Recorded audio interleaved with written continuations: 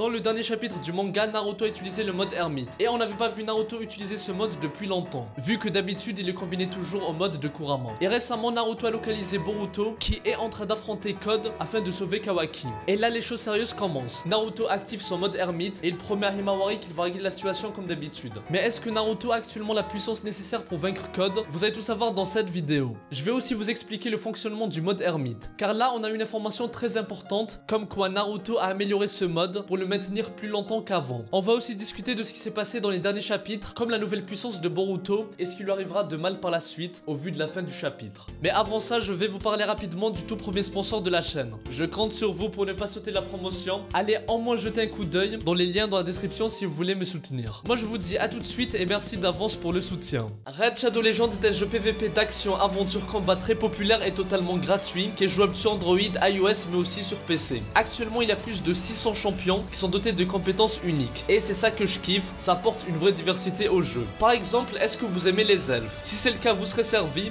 parce qu'il y en a plein. Des grands, des petits, des gentils, des méchants, des moches, des obèses, des dégueulasses, mais aussi des très stylés. Et perso, mes préférés sont les elfes noirs vu que j'aime tout ce qui est mystérieux et sombre. Une de mes favoris c'est Astralite, un champion légendaire qui explose tout sur son passage. Si vous vous posez la question, oui elle est chauve. Qui sait, peut-être qu'elle a suivi le même entraînement que Saitama dans One Punch Man. Sinon j'aime aussi le personnage Folie pour son histoire, une légende qui a été injustement détestée par les siens, mais qui a continué de jouer un rôle important dans l'ombre. Un peu comme le grand Itachi dans Naruto. Bref, vous l'avez compris, tout est bien travaillé et pour bien vous intégrer, n'hésitez surtout pas à rejoindre un clan pour combattre le chef d'un clan ennemi aux côtés de vos amis. En plus, il y a des événements spéciaux chaque jour avec un tas de nouveaux champions géniaux, avec ce qu'on appelle l'anneau du gardien qui vous offre de nouvelles façons d'utiliser vos champions. Et au début du mois de décembre, une nouvelle fonctionnalité très attendue arrive et je vous préviens, il va y avoir des têtes qui vont tomber au sens littéral. Du coup les amis, c'est le moment idéal de vous lancer dans Raid. Et pour prendre une longueur d'avance, vous n'avez qu'à cliquer sur le lien dans la description ou scanner ce QR code et vous obtiendrez un champion épique du nom de Shonoru avec 200 000 d'argent, un boost d'XP, une recharge d'énergie et un éclat antique afin de pouvoir invoquer un champion dès que vous entrez dans le jeu. Du coup c'est très simple, il ne vous reste qu'à cliquer sur le lien dans la description. Les amis, je compte sur vous, c'est mon tout premier sponsor et si ça marche ça me ferait énormément plaisir, donc merci à vous pour votre soutien parce que tout ça c'est grâce à vous. Alors voici la question du jour, citez-moi au moins 3 formes de Naruto. Bonne chance à tous et bon visionnage. Avant de mourir, Ishika a transmis sa dernière volonté à Code en lui disant qu'il doit récolter le fruit de chakra de la terre et continuer de faire la même chose dans d'autres planètes jusqu'à devenir le dieu Otsutsuki. Et il faut savoir que jusqu'à maintenant, Code a vénéré les Otsutsuki, donc le fait que de simples humains ont tué Ishiki, c'est impardonnable pour lui. Donc son objectif premier est clair, c'est de tuer toutes les personnes impliquées dans la mort de son maître, c'est-à-dire Naruto, Sasuke, Boruto, Kawaki et Amado pour les avoir trahis. Mais vu qu'il ne reste plus que lui comme membre actif de l'organisation Kara, il a décidé d'aller recruter de nouveaux membres. Et c'est comme ça qu'il a rencontré Eida, une femme qui a été modifiée par des outils scientifiques ninja par Amado, lui donnant des capacités dépassant même celles de Jigen, comme le fait d'avoir une clairvoyance lui permettant de voir tout ce qui s'est passé dans le passé et rendre n'importe qui amoureux d'elle. Il y a aussi son frère Daimon qui est très puissant. Amado a dit que ses capacités de combat surpassaient celles de Jigen, et c'est pour ça que ce dernier avait ordonné à Boro de les tuer, mais il n'a pas pu à cause de son amour pour Eida.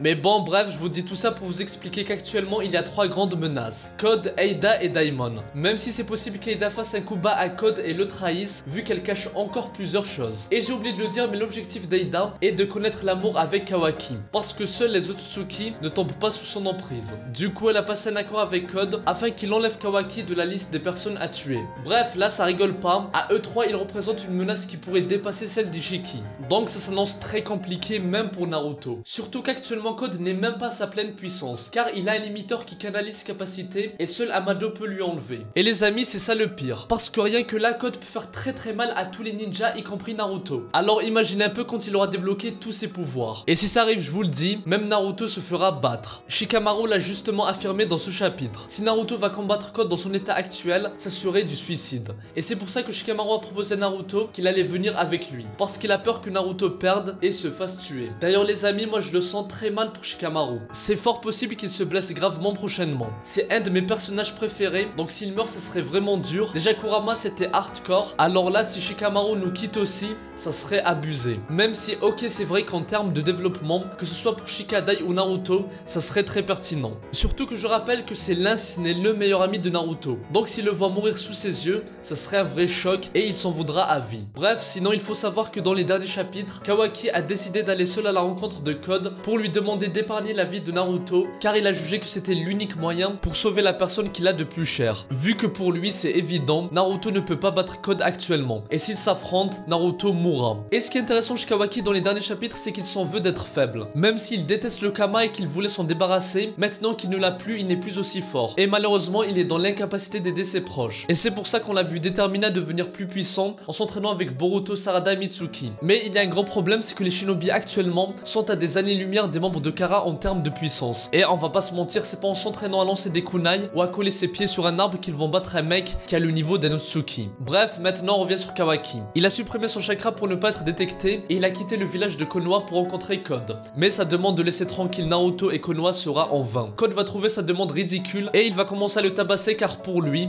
Kawaki est une honte pour les Otsuki. Mais Boruto de son côté va débarquer pour sauver Kawaki. Vu que je rappelle, c'était le seul qui pouvait détecter sa présence. Probablement du fait que tous les deux sont en partie des Otsuki. Par contre, après un court combat où Boruto se fera éclater, il va prendre sa forme de Borushiki avec le Kama qui va envelopper tout son corps. Mais cette fois-ci, il n'est pas contrôlé par Momoshiki. Mais là, il contrôle bel et bien ses pouvoirs et son Kama qui sera sous forme de carré. Et là, le combat sera un peu plus équilibré, mais à la fin, Boruto va s'effondrer et il va ressentir une douleur intense. Pour l'instant, on ne sait pas ce qui s'est produit dans le corps de Boruto. Mais en tout cas, c'est forcément lié au médicament qu'Amado lui a donné pour affaiblir le Byakugan, dans l'objectif de ralentir le processus du Kama. Mais le problème, c'est que ça a des effets secondaires. Et j'ai l'impression qu'Amado cache certaines choses. Donc là, par la suite, soit Momoshiki va prendre le contrôle de Boruto, soit Boruto va avoir un malaise cardiaque vu qu'il serre sa poitrine à la fin. Et ça pourrait même avoir des conséquences mortelles, vu que même Amado avait dit que le fait de prendre ces médicaments était risqué. Bref, entre temps, Naruto et Shikamaru sont en route vers Boruto et Kawaki après que Naruto ait localisé sa présence grâce au mode ermite. Il a aussi laissé 2 clones pour assembler l'énergie naturelle, mais bon, ça je reviendrai plus tard. Avant que Naruto ne parte à la recherche de Boruto, Hinata a proposé de venir avec lui, mais il lui a dit de rester à la maison pour protéger Imawari, qui de son côté va demander à Naruto de revenir sain et sauf aux côtés de Boruto et Kawaki. Mais Hinata va commencer à s'inquiéter et va souhaiter de tout son cœur que tout le monde revienne en vie. Et là les amis, je sais pas vous, mais cette scène m'a rappelé un peu Sakura qui avait demandé à Naruto de ramener Sasuke après que ce dernier ait quitté le village. Mais je rappelle que Naruto a échoué cette mission et je pense que cette fois-ci il échouera. Moi je vous le dis, les expressions de visage d'Hinata n'annoncent rien de bon. Je pense que cette fois-ci Naruto ne pourra pas tout gérer. Et à mon avis l'un d'eux ne reviendra pas. Surtout qu'actuellement Boruto va mal. Donc Kawaki va peut-être prendre la décision de partir avec Code pour rencontrer Eida. Ou bien c'est Boruto qui ira et ça permettra à Kawaki de se décider de prendre le Kama grâce à Amado pour aller sauver son ami. D'ailleurs je pense que Naruto et Shikamaru vont arriver trop tard. Par contre pour Boruto c'est possible que Kawaki ou Code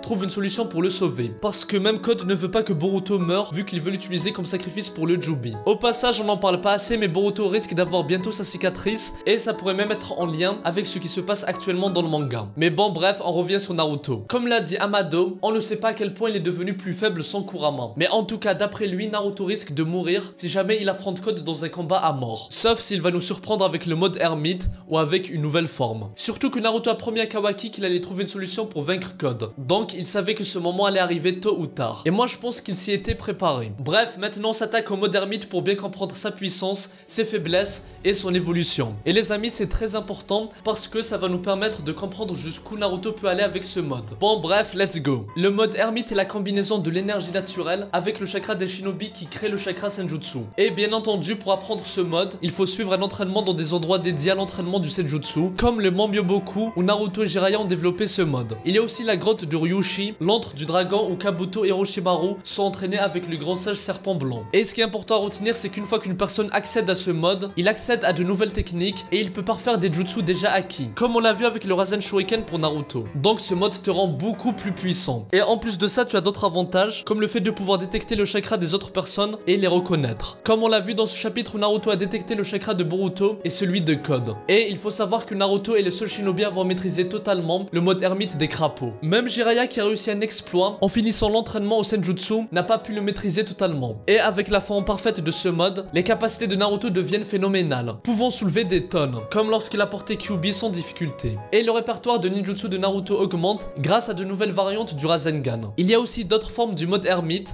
comme le mode sage des serpents qu'a débloqué Kabuto, ou le mode ermite d'Hashirama qui reste un mystère, ou encore le mode ermite de Jugo ou Mitsuki. Mais bon, tout ça on en reparlera une autre fois. Aujourd'hui, on va se focaliser sur le mode de Naruto. Vous l'avez compris, cette forme a d'énormes avantages, comme la force physique, la vitesse, l'endurance et la perception qui sont considérablement améliorées. Le ninjutsu, le genjutsu et le taijutsu deviennent aussi plus puissants et l'utilisateur peut utiliser des attaques très puissantes. Et ça sans que ce soit un danger pour lui. Comme Naruto qui peut maintenant lancer le Rasen Shuriken sans subir le contre-coup comme contre Kakuzu. Par contre, ce mode a aussi de gros désavantages, comme le fait que la personne doit rester immobile pour se charger en énergie naturelle, ou encore que le mode n'est actif que 5 minutes au maximum. Et c'est pour ça que Shikamaru a dit à Naruto de faire attention car ce mode ne durait pas beaucoup, mais Naruto l'a contredit en disant une chose très importante. Il a dit qu'il peut le garder plus longtemps qu'avant, et c'est sûrement dû à son entraînement depuis la guerre. Parce que comme je vous l'avais dit la dernière fois, et ça a été confirmé dans les romans, Naruto a continué à s'entraîner avant de devenir Hokage. Donc que le mode ermite se soit amélioré, ça ne m'étonne pas du tout. Et j'espère vraiment qu'il va nous surprendre. Comme par exemple une nouvelle forme du Rasengan. Surtout qu'Hashirama pouvait garder son mode ermite pendant longtemps. Donc je ne vois pas pourquoi Naruto ne réussirait pas à faire la même chose. Sinon il y a aussi un autre moyen pour maintenir le mode, c'est que Naruto fusionne avec les crapauds Fukasaku et Shima, comme l'a fait Jiraiya contre Pain. Pour que les crapauds puissent assimiler de l'énergie naturelle pendant qu'ils combattent. À l'époque cette méthode ne marchait pas sur Naruto car c'était un Jinchuriki. Et Kurama interférait dans la fusion. Mais là le problème n'existe plus. Donc j'espère que Naruto va s'en rappeler et qu'il va l'utiliser si nécessaire. Bref, j'ai hâte de voir ce mode en action. C'est l'un de mes modes préférés que je trouve très stylé et je fais confiance à Naruto pour nous surprendre à nouveau. Ah oui, c'est vrai, aujourd'hui j'ai pas parlé du mode ermite du Rikudo qui mélange le mode ermite et le mode Rikudo que Naruto a obtenu grâce au Rikudo Sennin. Mais le problème,